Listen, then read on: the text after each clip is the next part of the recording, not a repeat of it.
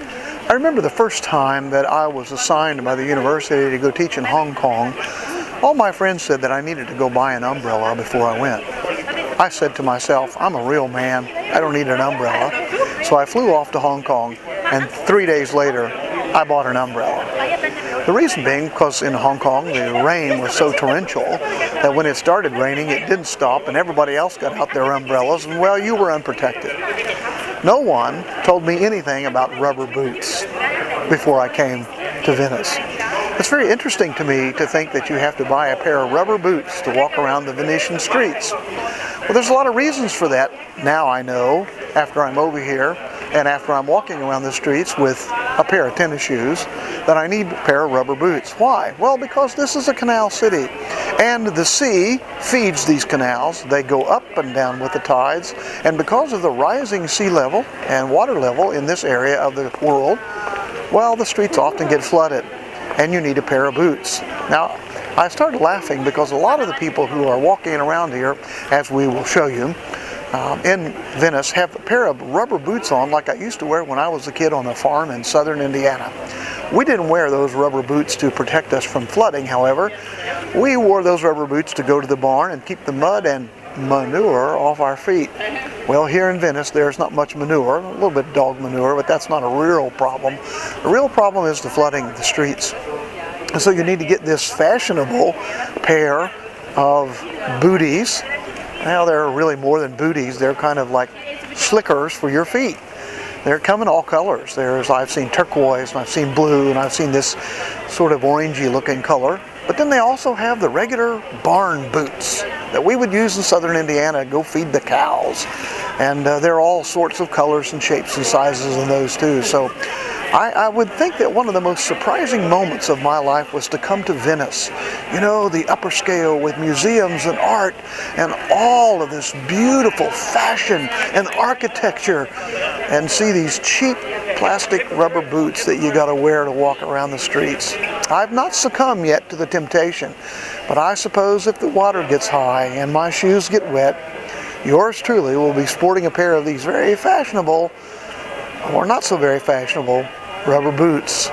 This is Dr. Dave Lucas reporting to you from Venice, and well, we'll see if I buy a pair of these boots.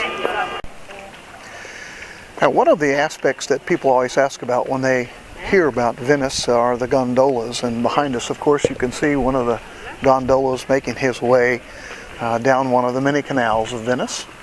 And so I wanted to give you a demonstration speech about how the gondolas work. As you notice, the gondolas almost all are a darker color.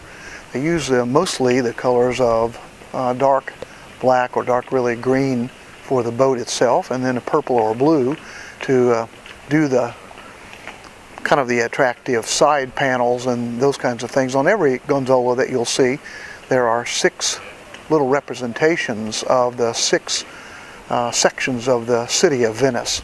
So in the front you'll count out, it almost looks like a jagged sickle, but it's really a representation of the 6 parts of the city.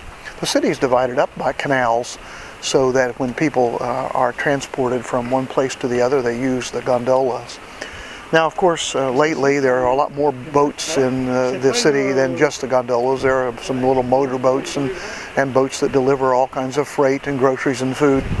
The one coming behind us right now is more of a modern motorized boat. It's not the gondola. The gondola itself is powered by one man who has one large oar in the back. And it's incredible to watch them as they turn the gondolas and as they move them down through the canals. The entire city is set in water, and so the water level changes from high tide to low tide. And in some places, because the streets set low, the water does beam out over the sidewalks and streets. And so one of the other reports we're going to make for you is that they all wear boots, plastic boots and plastic coverings, and we'll show you about that. The gondola itself with that oar has a large positioned wood in the background that he uses to position that oar and make it go forward, backwards, sideways, and it's quite a chore, really. It would take a sizable strength of a person with good broad shoulders to make that happen. Most of the gondolas are powered by the man that is in the back, all family. This has been passed down through the ages. It's just like in the United States where you have a taxi cab license. In Venice you have to have a gondola's license to be able to power one of those.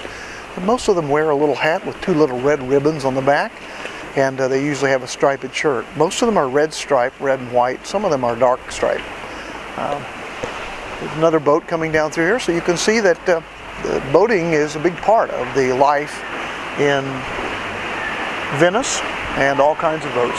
It's interesting, I'm standing at an intersection of not automobiles, but of boats. One coming from the west to the east, and one going south to north. I'll give you kind of a shot of that. They didn't meet each other, but they do have a large mirror, just like they do in many places in the United States, so you can see if anybody's coming. The weather in Venice and in northern Italy is much like that we have in the United States, where it's cloudy and a little bit rainy, a little bit cool. Not cold, but just a lot like our weather there in Ohio would be in November as I make this tape.